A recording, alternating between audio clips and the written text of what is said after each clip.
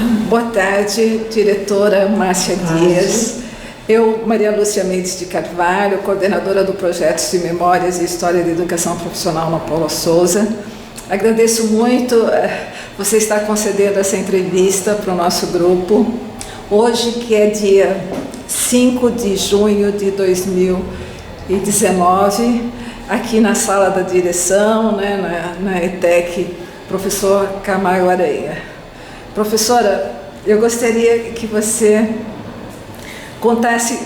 falasse sobre sua história de vida, para deixar esse registro para a história da educação profissional, né, e tecnológica, contando desde a sua formação, né, onde você estudou, qual foi a sua trajetória profissional e social. Ok. Bom, eu fiz inicialmente magistério, né, terminei em 84, e nessa época eu já estava iniciando trabalho, lecionando aqui em algumas escolas do Estado, da Secretaria de Educação. Então eu comecei aqui na Escola Estadual Oswaldo Cruz e aí vim para o Armando Araújo, tudo aqui na Moca. Né? Isso em que ano, professora? 1985. Naquele momento eu fiz como especialização para o ensino, para a educação infantil. Eu tive uma turma de educação de pré-escola, 86 já peguei terceiros e quartos anos, direto. Aí você qual era a sua formação nesse período? Eu estava fazendo geografia na PUC de São Paulo, graduação, bacharelado, só fui fazer a licenciatura depois que eu concluí como graduada em geografia. Mas também foi na escola do Armando Araújo que eu conheci muitos amigos da Paula Souza. Né? Nessa época eu tive contato com a professora Márcia Loduca, que já era professora de geografia no Armando, né? E ela me convida para ir substituir uma professora que havia se afastado por licença médica. E aí eu começo também a trabalhar com geografia no MMDC, outro colégio da Secretaria. Isso foi em que ano você começou a trabalhar no MMDC? 86. Bom, em 90 eu fiz o concurso para ser técnica censitária dentro do Ministério do Planejamento. Eu ia fazer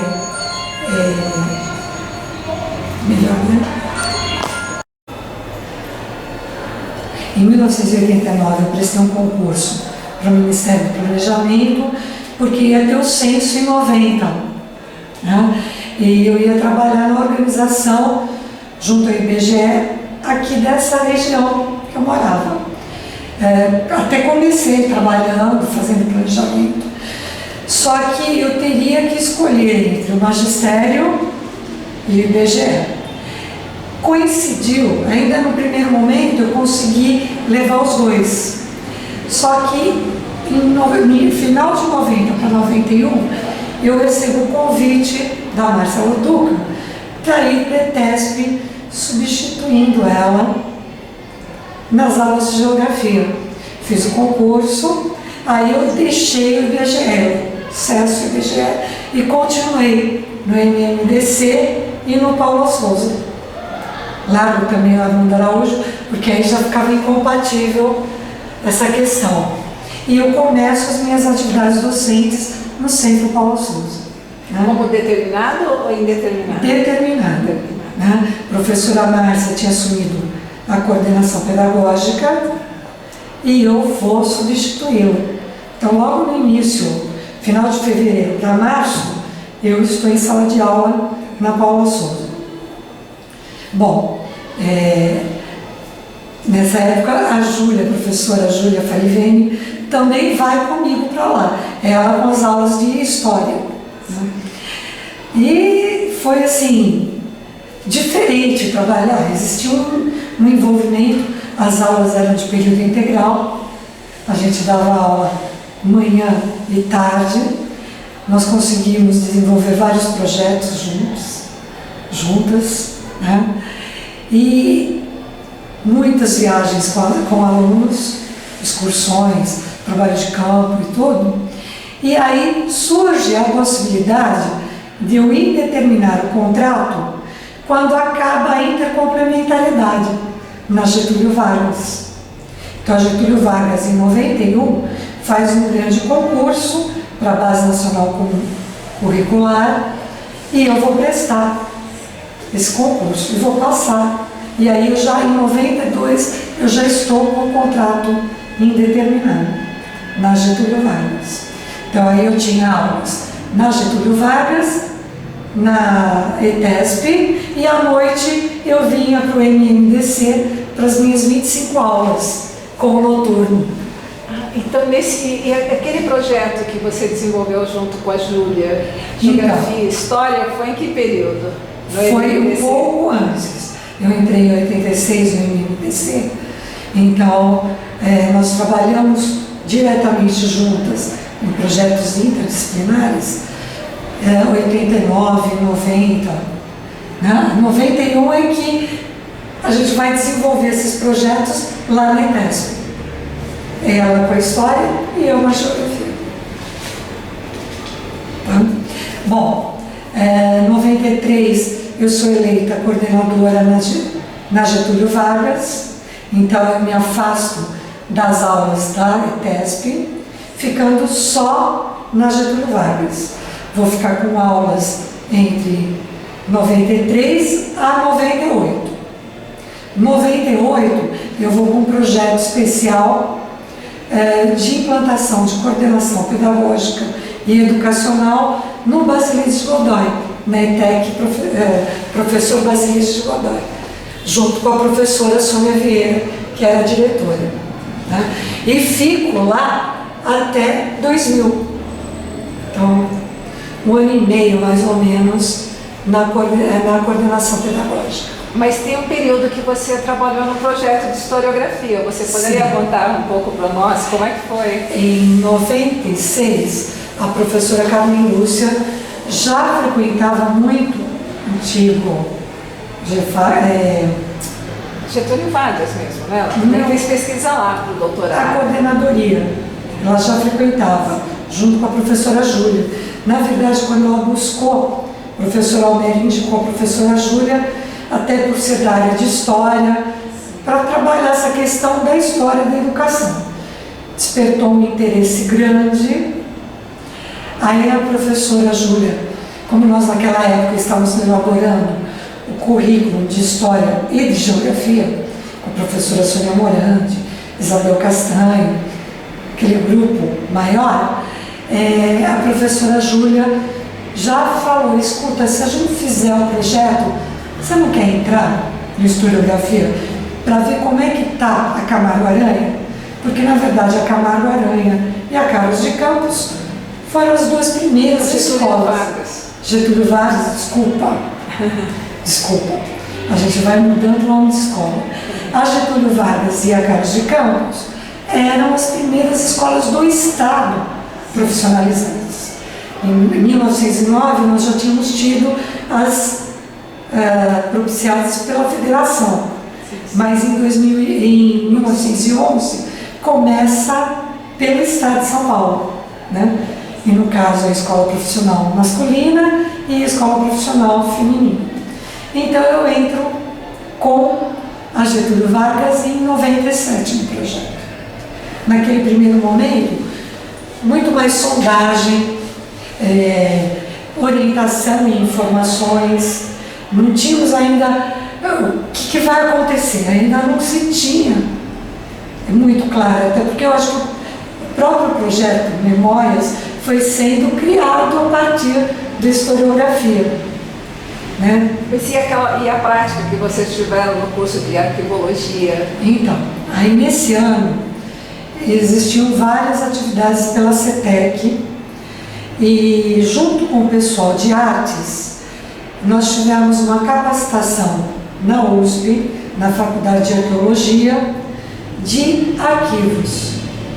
Como fazer arquivos, ficha técnica, uma orientação muito simples, porque não se falava ainda em informatização, era uma coisa longe da realidade das escolas, né? Então, assim, de uma forma muito simples, como é que a gente poderia estar guardando materiais, fotos, conhecemos um pouquinho de higienização, mesmo sem condições de fazer, né? Mas a gente foi acompanhando o que eles faziam lá, né? Foi durante um bom período. E o pessoal de artes foi envolvido também. Fizemos nesse mesmo ano, nós tivemos um encontro na Pinacoteca, para ver restauro de imagens, né, de figuras, de quadros. Então nós também tivemos uma capacitação lá. Então várias coisas foram acontecendo para acontecer o projeto em si. Então foi isso. E daí você ficou então no projeto até julho de 98? Até 98. E depois qual foi essa trajetória? Aí eu fui para a ETEC, professor Basilides de Godoy, com esse projeto novo, porque nas escolas que haviam vindo em 94, não existia um cargo de coordenação pedagógica, só as antigas escolas é que tinham. Então eles iam testar se funcionaria ou não, nomear um professor com 40 horas para desenvolver o projeto de coordenação pedagógica e orientação educacional. O Basilides, naquela época, fazia parte do PROERD, do Pronatec, Pronatec, estava recebendo um dinheiro federal para atualização de laboratório, reforma. Então, se beneficiou algumas escolas com esse perfil que estava surgindo. Mas foi um momento muito difícil na questão de verba dentro da instituição. Porque com a vinda das escolas, não houve uma passagem de verba acima do que se tinha na Paula Souza. Então, na verdade, nós saímos de 14 para mais de 90, né, em pouco tempo, e aí as dificuldades para se manter salário, não se pagavam algumas coisas, por exemplo, luz, água, telefone. Isso não foi problema enquanto você estava nos colégios que pertenciam ao Estado, mas o Basilides, em 99, começou a reforma do Pronatec. E na reforma nós tivemos que ocupar uma escola que era particular, então nós locamos um terreno particular. Eu sempre não estava pagando a luz. Não é que um dia eu tive que parar todo mundo, porque eu ia cortar a luz, íamos ficar sem luz, tive que ligar rapidinho, pedindo para que se fizesse o pagamento mais rápido possível. Na época já era o Armando não era da área disso, mas a área do Cacuete, do professor Cacuete, ele trabalhava, o Armando cuidava, o Armando trabalhava com ele. Então, foi a forma de eles pagaram o que precisava de luz daquela escola, daquele prédio que a gente estava utilizando. Foi um período bem difícil. Então, o atraso de luz, água, telefone, mesmo de recolhimento de INSS, fundo de garantia, foi um período que nós ficamos... Porque quando as escolas vieram, elas estavam com problemas de deterioração nos edifícios. Exatamente. Até o escritório piloto da Paula Souza, ele foi criado com professores da área de edificações. Então é muito interessante essa história também. Isso. E lógico, você não tem uma verba para esse novo direcionamento que foi dado à educação profissional do Estado de São Paulo. Né? Só depois é que argumentando que sem um programa de planejamento de verbas, não teria como dar continuidade. Mas essa sua colocação justifica a importância do coordenador nesse momento na escola, sim, principalmente com as 40 horas. Né? Porque assim, chegaram lá, como em qualquer local, você deixou de pagar a luz, você vai ter o corte. Né? E naquele momento, quando eu vi aquilo acontecendo, eu me pus a falar, vocês não vão cortar enquanto eu não tiver a resposta. E aí você tem os contatos, fizeram o pagamento. É bom saber disso. Depois a gente ficou sabendo que tinha telefone também pendurado, porque começaram a cortar telefone, a escola era particular. Como é que uma escola particular não paga? Sim. Aí você tinha que ligar dizendo que o terreno era particular, o prédio era particular, mas servia uma escola pública. Sim. Naquele momento. Então, e daí então você ficou no bairro de Celide de Godoy até que período? Até 2000. 2000, na verdade, final de 99, eu vou receber um convite da professora Laura Mazei, que está na supervisão do Centro Paula Souza, se eu queria ir com um novo projeto. Ia ser um teste de começar a preparar professores da instituição, porque até então os supervisores eram supervisores aposentados da Secretaria da Educação. Então a intenção era preparar, já que nós tínhamos a supervisão delegada, preparar professores para que, num período a médio e curto prazo, realmente ocupassem a supervisão da instituição, né?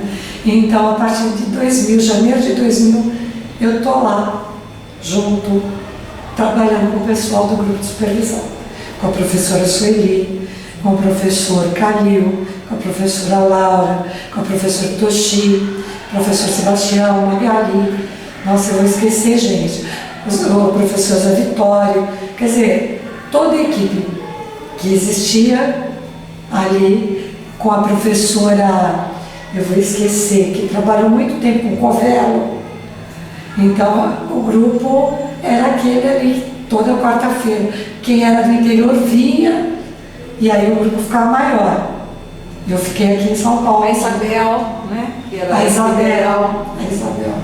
A Ritinha, lembra da Ritinha? Sim. Que trabalhou com o Covelo. Ela com a Anifaí, né? Fechando as questões das parcerias, dos cursos extracurriculares, que começou a vir à tona toda a situação. E daí você ficou até quando na supervisão? Aí em 2001, a professora Fúvia tinha ganho eleição na Martin Luther King. Ela era diretora até então do Aprígio Gonzaga. Como ela tinha que ir para o Luther King, eu fui indicada para ficar pro tempore no lugar da professora Fúvia. E aí eu assumi também a direção lá no Aprígio. No Aprígio eu fiquei de 2001 a 2008.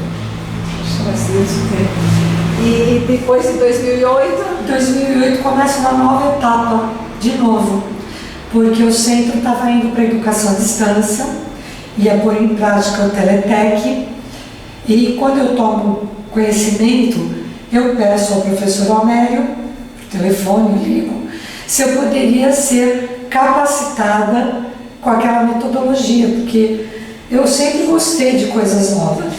Então eu me afasto da direção, continuo diretora, mas me afasto porque o curso foi um curso intensivo de mais de um mês, né, todos os dias, ganhando esse conhecimento de como trabalhar com a educação à distância, né? Era o início do projeto. Mas paralelamente você continuou como professora? Então, aí quando chega agosto, cessa meu contrato de diretora. Eu estava afastada, mas continuava como diretora. Cessou o contrato de diretora, eu já recebo o contrato como professora responsável pela coordenação da implantação do Teletec, uma das professoras responsáveis.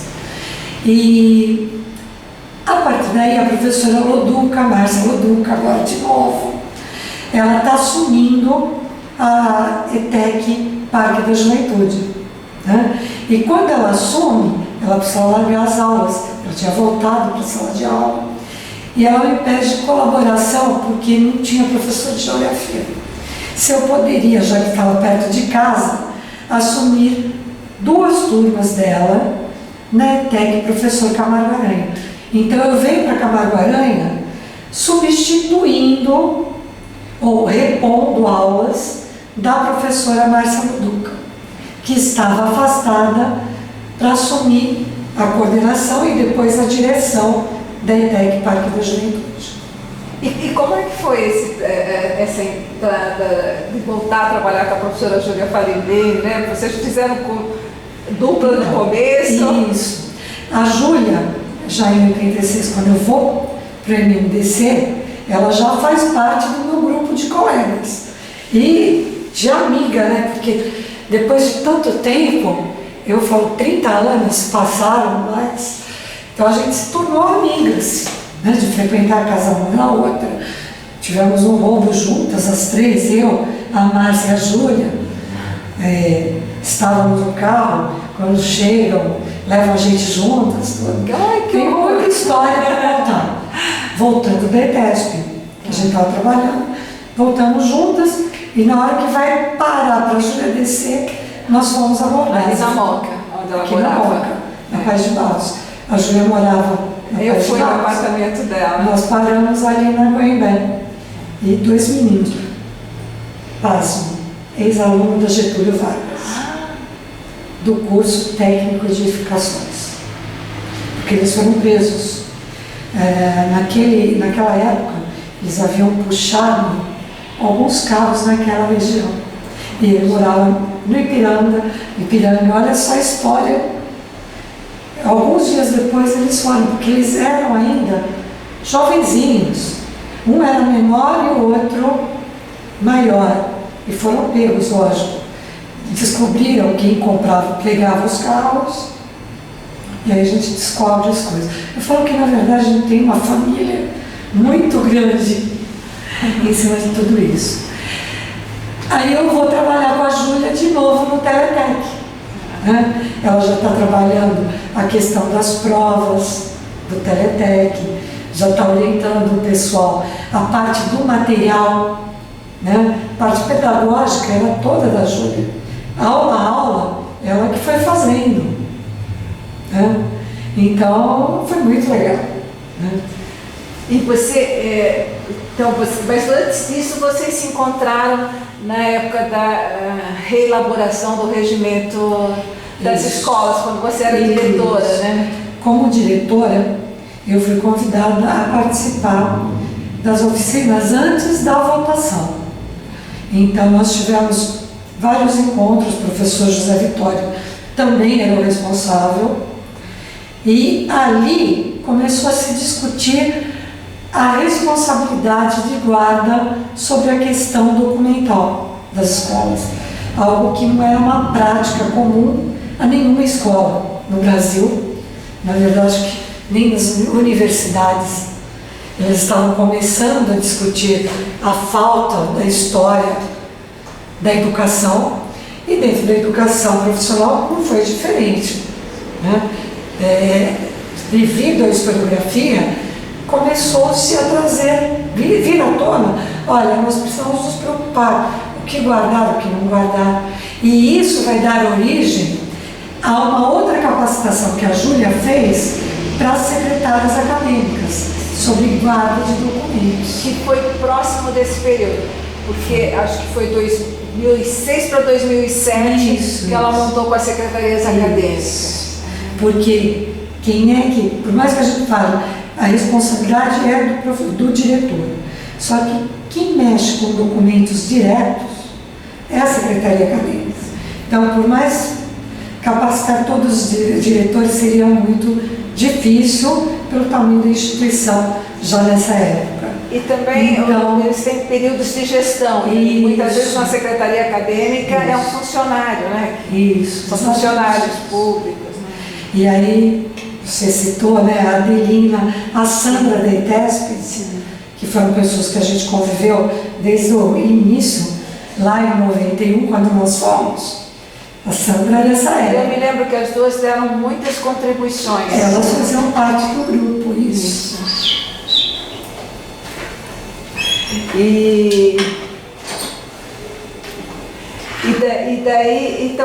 Então foi nesse período, com esse grupo, que foi incluso um artigo para as escolas que era a responsabilidade com a memória, né? do diretor, a salvaguarda dos documentos. Assim, não tão recentemente, mas tem um documento da supervisão, né, do departamento dentro da CETEC, também orientando as escolas, né, para incluir a memória e a história da origem da escola. Porque, na verdade, 97 era aquele grupo da secretaria que estava na supervisão. E eles falavam da importância que era o estudo de legislação, de documentos. Nós temos que lembrar que em 96 nós tivemos a reforma. Só que, na prática, a reforma da educação profissional só foi acontecer o estudo disso 97, 98. 99 que as escolas sentiram a mudança, que entrou realmente a grade nova. Porque até então era uma questão de estudos. E esse pessoal falava da importância de se levantar a questão documental, porque ia se perder documentos, era um momento de mudança. Então coincidiu o envolvimento da professora Júlia com a proposta de pesquisa feita pela professora Carmen Lúcia. Ela que foi trabalhar junto. Aí, direto ou indiretamente, o grupo de supervisor era procurado para dirimir algumas dúvidas. Inclusive, porque em 97, a política pública que nós temos sobre arquivos escolares, ela é de 1997, que precisaria ser atualizada, né? Exato. Não é? Mas você vê então que todo esse projeto, toda essa discussão tem início, né? Sim, 84. No primeiro governo é que fala da importância da questão documental. Até por causa dos documentos do Estado. Né? Do Estado. E aí a gente vai passar pela redemocratização, que muita coisa sumiu por interesse do período, né? É de conhecimento. Não era muito interessante a associação à questão da ditadura militar. Mas quando vem a redemocratização, a importância do levantamento de tudo isso, de se manter tudo isso. Então nós estamos vivenciando mudanças na educação profissional, ao mesmo tempo que a oportunidade chegou. Como a gente fala, é a fome com a vontade de comer. E uma coisa que eu acho que é importante, já que nós estamos falando de arquivo, né, ficar registrado nessa entrevista, que tanto eu como você participamos, né, desse projeto, esse trabalho que você fala, né, do Franco Montoro, ele realmente foi extremamente importante para a organização que a gente tem hoje, que é o SPDOC. Exatamente. E você vê que a dificuldade de falta de recursos e também até de formação de pessoas para isso, ela é longa, porque a Ieda, que hoje é diretora do Arquivo do Estado, ela era coordenadora de projetos, né? Sim. E ela é uma das que fomentou e lutou muito, né? Inclusive junto com a professora Ana Maria Camargo, que está na primeira reunião do conselho com o Franco Montoro, né, que é especialista em arquivologia. Veja, a gente está falando de mais de 30 anos. Mas pelo menos a Paula Souza começou, está dentro do SPDOC, né? Exatamente. Mas o próprio SPDOC, a dificuldade que foi. E eu vou te falar, isso não é só de instituição. No Brasil já é difícil. Por trás de tudo isso, nós temos que lembrar que a gente vai ter aí, em breve, toda a questão do e-social. O SPDOC, na verdade, é só uma etapa para aquilo que a gente quer pela federação, que todas as informações estejam em conjunto, conjugadas, dependentes. Né? Porque você ter arquivos organizados, né, facilita para a justiça social, né, e facilita para a administração, né, e otimizar os recursos, né? Então eu acho que é um caminho, né? E aí quando quem está um pouco na área de gestão, que vai descobrir que o Brasil tardiamente começa a pôr em uso prática de projetos ou prática de gestão disso, daquilo outro, porque historicamente a gente precisou importar, a gente não teve um desenvolvimento da administração propriamente dita. Nós vamos estar importando essa administração de países beligerantes, que ao longo da história precisaram. Nós começamos importando professores que não tínhamos sempre, na né? década de 10, né? De 20. A própria USP, né? Os nossos professores de desenho, suecos. É verdade. Porque nós só tínhamos normalistas, né? A faculdade da década de 30, né? A universidade, então você vê que a gente é um país novo, né? Praticamente, né? E na verdade era para a elite que ia governar o país, não para quem ia dar aula, né? O magistério eram as mocinhas casadoras que poderiam trabalhar, né? Agora, então você passou por esse período, então, que as escolas foram incorporadas, as 94 escolas, né? Isso. E foi um período de conflito que se percebe tanto das 14 escolas que já faziam parte e que tinham um salário diferenciado em relação às que estavam chegando. Como é que foi esse processo de transferência para as nossas escolas? Nessa época, quem estava na coordenação do ensino técnico e médio era a professora Marisa Fumante. Ela havia participado da formação da DETEPES, que era a Associação dos Docentes do Centro Paula Souza, né? Sai o professor Almério em 91 e entra a professora Marisa. Ele sai junto com a mudança de superintendência. De superintendência, o professor Adolfo termina o mandato, sobe o professor Elias como superintendente e ele leva a equipe da DETEPES, da associação, para a coordenadoria. Nessa época já se discutia o que vai se fazer com as escolas. O Estado não pode ter, a gente tem que lembrar que a gente está um pouquinho antes da reforma da educação profissional de 96. Eu sempre falo, desde a Constituinte, em 88, já se indicava a necessidade da reforma da educação. E grupos já discutiam isso. O que vai acontecer com Paula Souza? As poucas escolas que tem. Vão para a Secretaria da Educação ou vai ser o contrário? Então, isso era uma necessidade. É uma necessidade diante de uma reforma que já está sendo discutida. Ponto. Bom, naquele momento, a possibilidade era nós irmos para a Secretaria da Educação, o que seria lamentável, porque a 5692 acabou com a educação profissional, já que toda a educação de segundo grau estava voltada à educação para o trabalho, sem condições físicas para isso. E as poucas escolas que realmente haviam se mantido técnicas estavam já em estado sofrível dentro da secretaria, técnicas realmente, né? Formando na mecânica, nas edificações, nas mais tradicionais. As outras tiveram que ir para outras vertentes, colocavam no currículo educação para o trabalho, né? Aí tinha aquela disciplina que era um perfil, ou dava uma titulação sem efetivamente dar a formação. Na verdade tinha esse perfil.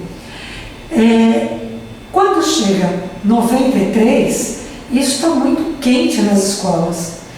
Ou nós vamos para a Secretaria da Educação, ou eles vão vir. Nós não queríamos nenhuma coisa nem outra. Também não queríamos recebê-los, porque o Centro Paula Souza não tinha orçamento próprio.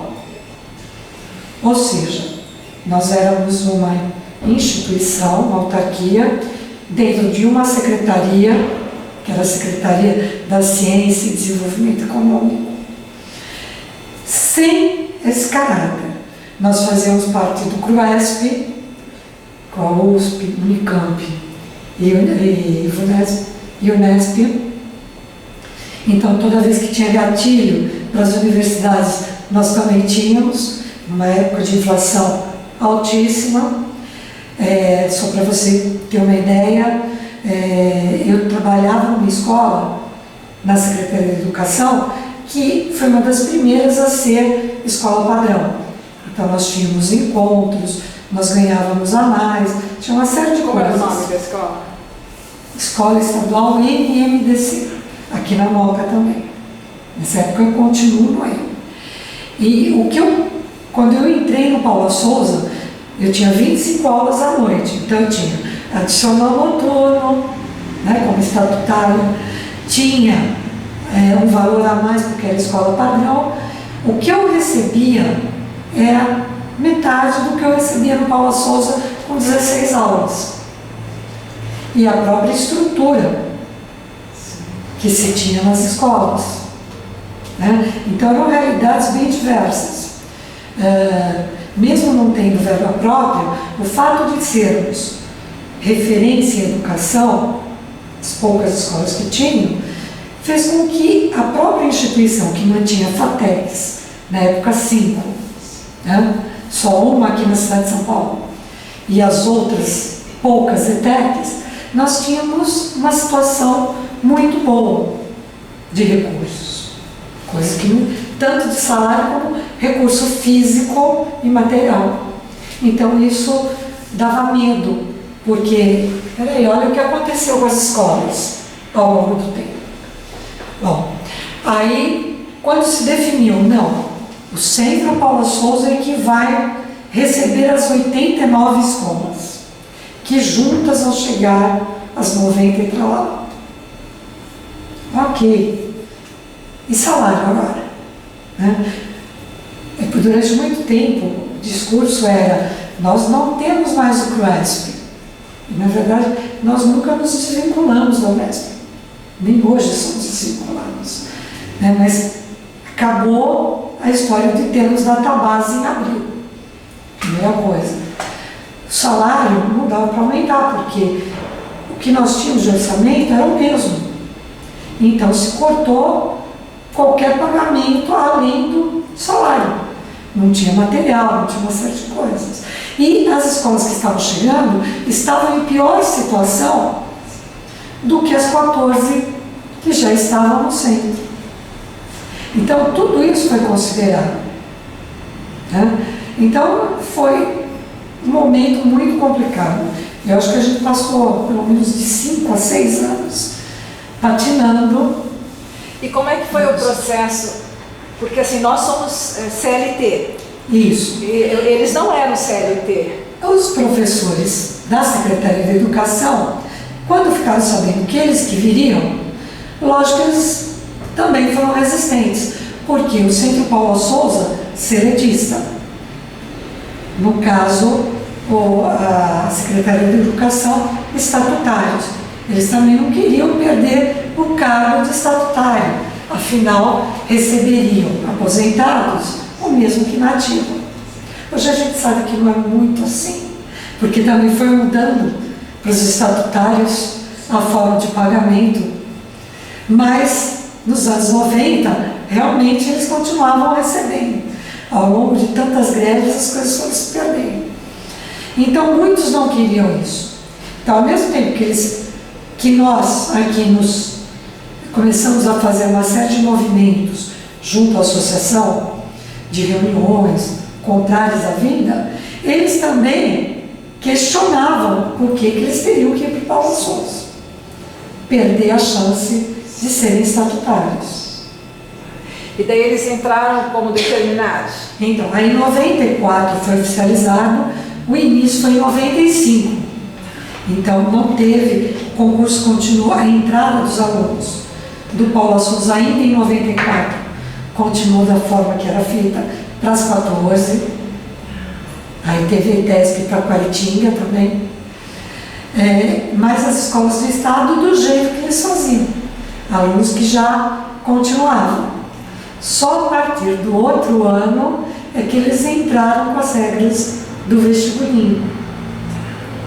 Porque foi no finalzinho de 94 que foi feita a caneta com a vinda das escolas. E o vestibulinho, como era o vestibulinho para as 14, e daí quando essas escolas vieram, que modificação que aconteceu? O vestibulinho das antigas escolas, ele era dissertativo, todas as questões dissertativas. E nós elaborávamos uma média de 5 a 6 para cada prova. Quando as escolas vieram, seria impossível um concurso nos moldes que eu sempre fazia, que era a aula-teste, havendo um maior número, primeiro prova escrita para o professor, vou falar primeiro do professor que chega no vestibulinho, prova escrita para o professor e depois aula-teste, análise de currículo e aula-teste. Nós tínhamos 80 e tantas escolas sendo incorporadas. Como é que eu coloco os professores na guilhotina? Muitos tinham 30 anos na mesma escola, muitos tinham a formação profissional. Então a discussão foi: contratamos todos nos moldes determinado, como todo mundo entrava, então a partir de 95 determinado, e nós vamos preparar para 96 o concurso, porque aí a gente determina, quando inicia 97, está todo mundo assentado. Festa? Então 94 ainda se manteve o vestibulinho do jeito. 95, grande discussão. Como é que eu faço um vestibulinho de questões dissertativas para essa quantidade? Quase 100 escolas. Quem é que vai corrigir isso? E há tempo para isso. Aí a CETEC, hoje a CETEC, a coordenadoria, chamou, naquela época era a professora Maria Helena, que já foi diretora aqui da Camargo Aranha, uma das diretoras da Camargo. A Maria Helena? Mulher do Getsunori. Estava ainda na CETEC e ela que cuidava da parte pedagógica do vestibulinho. Então eles vão contratar a Fundação Getúlio Vargas para virem explicar o que era uma prova, um concurso desse tipo. Porque o discurso é mais democrático ou é menos democrático? Questão dissertativa, quando você faz para o seu aluno, é fácil, porque você sabe o que você deu, você sabe o que você vai cobrar. Num concurso, com uma quantidade de 100 escolas, como é que eu cobro alunos de diferentes locais do estado, diferentes escolas, Secretaria da Educação em particular, como é que eu cobro conteúdo? A gente sabe o conteúdo do ensino fundamental, mas como é que eu vou corrigir essa prova? Com que visão? Porque mesmo quando nós fazíamos das poucas escolas, nós tínhamos no domingos, as provas de vestibulinho eram no sábado à tarde. No domingo de manhã, reunia a equipe que elaborava para ver de uma turma como é que tinham sido as respostas de cada área do conhecimento, matemática, história, geografia, para ver como eles tinham ido, para a gente abrir o leque do que seria aceito. Quando se trata de 100 escolas, você não pode, você perde noção daquilo. Acho que é mais ou menos hoje corrigir redação do Enem. Eu sempre falo isso. Deve ser uma loucura você amarrar o que você vai aceitar, o que está dentro, o que não está, porque você tem que trabalhar com leques de possibilidades. Aí você vai entrar na questão ética, você trabalha com questões subjetivas para argumentar determinadas coisas. Então veio o pessoal que veio explicar para a Fundação, porque eles faziam a maioria dos concursos, tanto da Secretaria da Educação quanto do Estado como um todo. E eles vêm, o pessoal que trabalhava, para nos capacitar. Eles são da onde? Da Fundação Getúlio Vargas. Desculpa, Carlos Chagas, desculpa. Porque eles aqui tinham. Teve um pessoal da Getúlio Vargas também, orientando, porque vários foram contratados para explicar um pouco sobre isso. Como é que vocês vão fazer? Porque não saiu da instituição a elaboração do vestibulinho. E mesmo a prova para os docentes que iam serem determinados. Só que tinha que ser algo mais democrático. E a gente foi sempre trabalhado para entender que a múltipla escolha, ela trabalha conhecimento. Às vezes a gente questionava, mas qualquer um pode chutar o que quiser. Sim, mas o percentual é muito pequeno.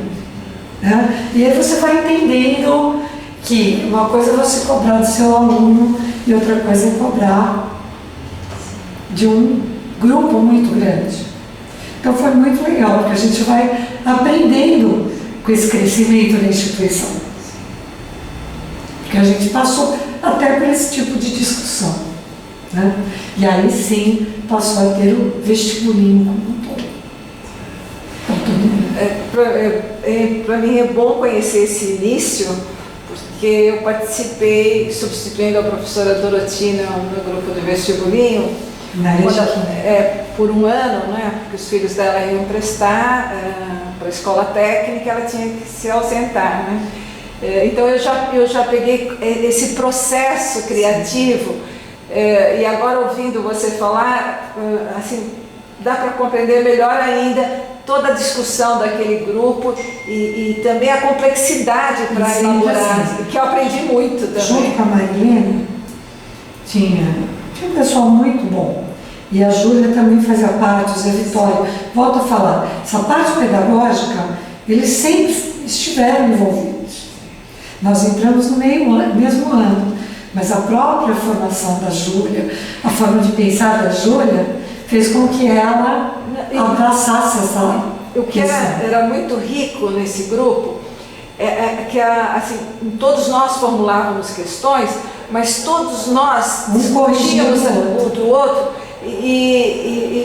então o conhecimento técnico e também de comunicação de cada um de nós em diferentes áreas, além de nos aproximarmos, tornava esse conjunto único, e que é o vestibulinho e que é a proposta do vestibulinho para ser amplo, né? Quer mostrar que um tema pode ser comum a qualquer área. Porque, no fundo, o conhecimento, a escola é um quebra-cabeça, né? E o aluno vai, à medida que ele vai passando pelas disciplinas, ele vai construindo, né, a peça dele, né? Então eu falo que eu aprendi muito com todos os meus amigos, por todas as escolas que eu passei. Eu sempre fui adotada pelas minhas colegas mais experientes, né? E eu aprendi muito com elas. Eu falo que a formação que a gente tem numa faculdade está longe de ser aquela formação que a gente precisa para a sala de aula. A gente precisa da troca, a gente precisa do conhecimento do outro, da experiência do outro. E ainda mais hoje, com a evolução do conhecimento tão rápida, né? Muito a tecnologia, a gente é formação contínua mesmo, né? Isso. Outra coisa e daí você ficou no Teletec, então, trabalhando por quantos períodos junto com a Júlia? Em 2011. Eu fiquei. Foi muito 10. E depois de 2011? Aí começou de novo a formação de professores. O curso esquema tinha mudado, nova mudança veio, né? E eu fiz parte daquele primeiro grupo que estava sendo preparado e que se tornou docente e tutor daquele grupo de professores. O centro tinha um número imenso de professores da área técnica que não tinham formação pedagógica. Era o Eméritas que começou coordenando primeiro, não foi? O esquema, sim. Isso. Depois, na verdade, saía do grupo de supervisão, junto com a Eméritas e a professora Helena Buterossi. Isso. Os esquemas sempre saíram dali. Isso. Então, o professor Eméritas, ele veio muito mais para trabalhar com o grupo das escolas, porque ele era da DESAED. Ele já tinha se aposentado do centro, e tinha ficado só na Secretaria da Educação. Ele veio na hora que as escolas foram incorporadas. Como ele tinha esse conhecimento das escolas da Secretaria, ele voltou para o Paulo Souza. Ele estava se aposentando também da Secretaria da Educação, e aí ele foi convidado, junto com o professor Casimiro, estou esquecendo o nome de alguns, que eram dessa época, né, para fazer essa chegada das escolas da antiga de Israel. E daí você ficou como tutora por quanto tempo? Eu fiquei como tutora até 2016. Aí eu saí. Daí já era Brasil profissionalizado, né, Silvana? Isso. Na verdade, desde o início já era. Desde o início. Era do Proerd, Pronatec. Falando Proerd é outra coisa. Pronatec. A verba para a formação docente vinha do estímulo federal com a educação profissional. A gente tem que lembrar, né, que com a chegada do presidente Luiz Inácio, ele vai dar uma ênfase à educação profissional das federais, mas as federais em si não tinham capacidade para levar todos os estados. O Paulo Souza, com isso, também sai correndo à frente. Então, nós tivemos uma expansão muito grande nesse período, né? Uma parte da verba institucional, no momento sem orçamento, veio ali, que era o final do governo Fernando Henrique e aí sim o governo Lula. E daí depois de 2016? Aí em 2016 eu estava só aqui na Camargo Aranha, eu já havia feito, na verdade já fiz muitas provas de qualificação para direção. Eu continuava qualificada, mas fiz de novo e eu me candidatei aqui na Camargo. E os professores... E você já era professora? Eu era professora aqui na casa, né, conhecida de todos, e aí eu fui eleita. Principalmente pelos meus amigos professores, isso foi muito legal, então, né, a confiança. Olha, Márcia, eu agradeço muito você ter nos dado essa entrevista. Para mim que trabalho, né, com história da educação profissional, ela é fundamental, né? Principalmente o fato de ter conhecido hoje esse início do teu trabalho com a professora Júlia Farivene, então, com qual eu tenho muita admiração. Eu falo que eu passei por um momento, eu cheguei só em 91, tem muitos amigos meus aqui que são de antes, mas eu cheguei num momento que a instituição estava passando por turbulências, por mudanças, que hoje, né, resultou nessa grande instituição. E trabalhando de forma interdisciplinar, né? Então, você estava inovando também, né? Sim, então, mas desde cedo eu volto a falar, os meus colegas, professores, sempre me ensinaram a trabalhar desse jeito. Agora, eu tive grandes... E a sua formação de psicóloga começou quando? Então, eu estava na direção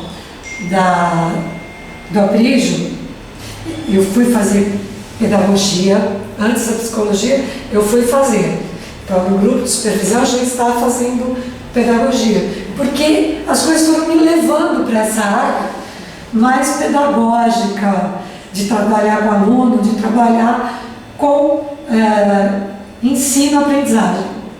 Aí eu fui fazer pedagogia. Onde você fez pedagogia? Na Uninove, que naquela época era onde todo mundo fazia, né? Nós não tínhamos quantidade de universidades. Sim. Só hoje, né? Mas eu fui fazer lá nos anos 90. E eu fiz administração e supervisão escolar. Aí eu resolvi que, na verdade, meus amigos vão fazer o curso de formação na USP, na área da psicologia, dentro da questão do ECA, que o ECA é final dos anos 80. Mas na prática, a violência contra a criança ou adolescente continuava a existir. O trabalho infantil era algo comum. Então, dentro da USP, na Faculdade de Psicologia, nós fomos fazer um curso de violência doméstica. O título era grande: contra a família, a mulher, a criança e o adolescente. O objetivo maior era criança e adolescente, só que não podia ser muito direcionado. Mas no final o curso era específico para a criança, né? E aí eu fui para a pós com os meus amigos lá do APEJ que fizeram. Uma delas já faleceu, inclusive. Olha, mais uma vez... Depois fui para o ensino à distância também, fui fazer a pós-graduação em educação à distância. Então, uma coisa foi me puxando para a outra. Então, você teve uma formação continuada mesmo. Eu tive. Eu tenho que falar que eu não parei na geografia, apesar de ser apaixonada pela minha ciência. Bom, que nem eu que fui parar em Museologia e Patrimônio, então, sem nunca ter imaginado que eu ia parar lá. Não é? É verdade. E é muito apaixonante. Muito apaixonante. Somos todos apaixonados pelo Centro Paula Souza, Mas, né? na verdade, eu tenho que agradecer a educação, porque eu estive muito próxima a sair da educação. Quando eu fui para o Ministério do Planejamento, eu ia trabalhar na minha área. E aí, nós tivemos o pacote Collor, né, que congelou o salário e congelou o próprio censo. O censo só foi sair 2 anos depois, né? E aí eu acabei voltando para a educação. Eu que estava aqui na Secretaria à noite, mas estava indo Secretaria da Educação. Porque é uma área promissora para o geógrafo, né? Então, eu acabei voltando com tudo, a sair do Ministério. Eu queria ser professora, mas também sou feminista, então queria ter independência econômica. Fui para a indústria até me aposentar, mas eu fiz também licenciatura. Eu sempre gostei de escola, porque eu adoro também. Tanto que na secretaria, quando eu fui para a coordenação AGV, eu pedi a minha primeira exoneração da secretaria, 93. Final de 93, eu tinha a coordenação, as aulas, e eu tinha 25 aulas à noite aqui. E tinha acabado de me casar. Quer dizer, eu não parava em casa. Aí eu falei, não, eu vou me afastar da secretaria. Foi a primeira exoneração. Aí, em 98, eu voltei num concurso de novo para o IMDC, porque eu fui muito bem classificada de novo e eu podia escolher onde eu ia. Lógico que eu escolhi a escola que eu sempre trabalhei. Aí eu fui chamada, trabalhei uns 6, 7 meses, de novo pedi exoneração, porque eu já estava indo para a direção do APRIGE.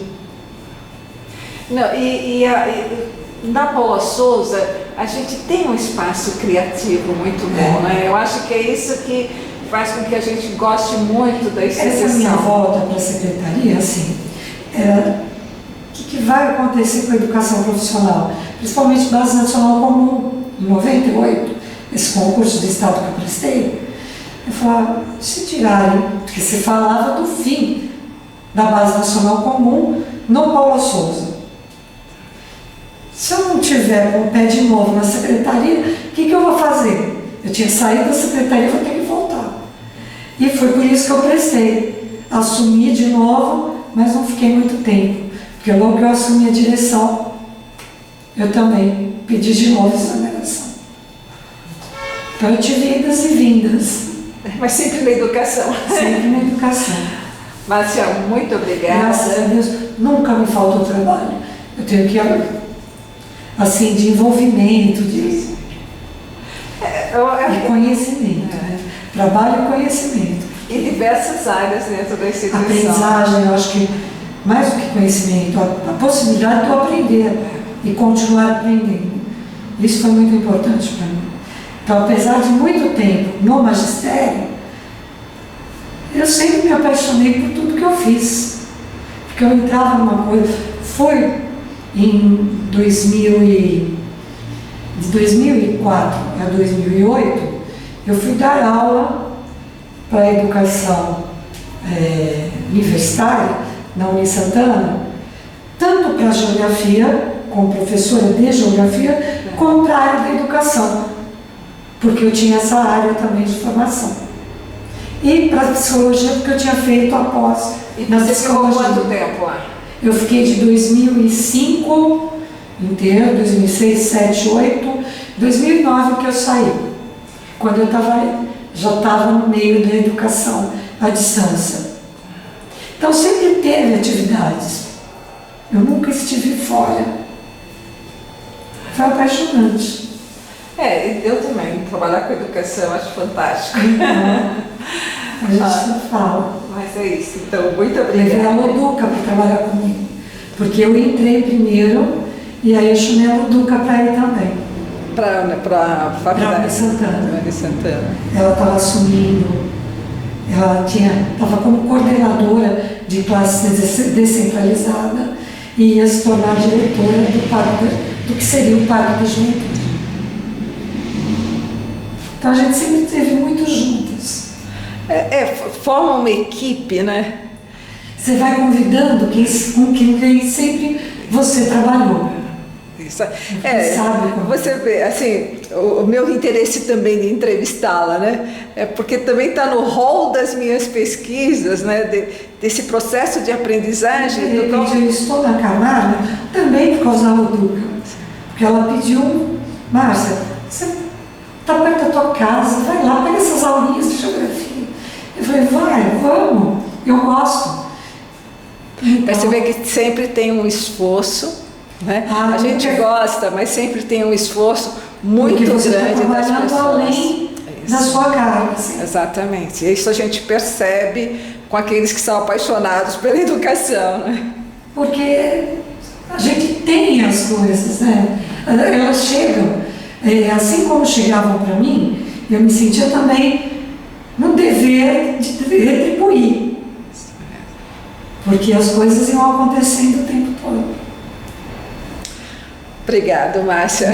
Boa noite. Eu sou apaixonada pelo projeto.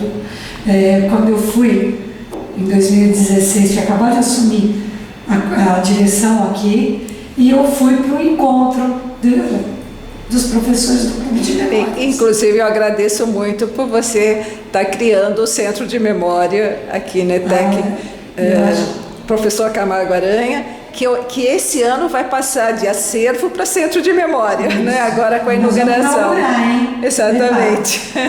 Qualquer coisa a gente faz a aula aqui. Tá certo. Aqui. Tá que bom. Obrigada. Até mais.